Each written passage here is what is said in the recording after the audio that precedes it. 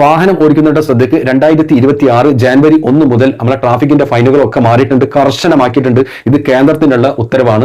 അതായത് നമ്മൾ വാഹനം ഓടിക്കുന്ന സമയത്ത് ഡ്രൈവിംഗ് ലൈസൻസ് ഇല്ലാന്നുണ്ടെങ്കിൽ നമുക്ക് 5000 രൂപയാണ് ഫൈൻ കിട്ടുന്നത്. അതുപോലെ തന്നെ RC ബുക്ക് ഇല്ലാന്നുണ്ടെങ്കിൽ നമുക്ക് 3000 രൂപ മുതൽ 5000 രൂപ വരെ വരും. അതുപോലെ തന്നെ നമ്മളെ കയ്യിൽ ഇൻഷുറൻസ് ഇല്ലാന്നുണ്ടെങ്കിൽ അതിന് 2000 രൂപ മുതൽ അത് 4000 രൂപ വരെ നമ്മൾ റിപ്പീറ്റ് ചെയ്യാന്നുണ്ടെങ്കിൽ. ടൂ വീലറിൽ ഹെൽമെറ്റ് ഇല്ലാതെ വാഹനം ഓടിക്കുകയാണെന്നുണ്ടെങ്കിൽ നമുക്ക് 1000 രൂപ ഫൈനും പിന്നെ നമ്മളെ ഡ്രൈവിംഗ് ലൈസൻസ് റദ്ദാക്കുകയും ചെയ്യും.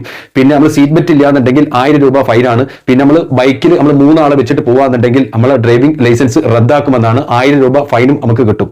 നമ്മുടെ വാഹനം ഓവർ സ്പീഡ് ആണെന്നുണ്ടെങ്കിൽ അതിന് 1000 മുതൽ 2000 വരെ വരും. നമ്മൾ മദ്യപിച്ച് വാഹനം ഓടിക്കുകയാണെന്നുണ്ടെങ്കിൽ 10,000 രൂപ ഫൈനും അതുപോലെ തന്നെ ജയിലിന്റെ ശിക്ഷ നമ്മൾ അനുഭവിക്കേണ്ടി വരും.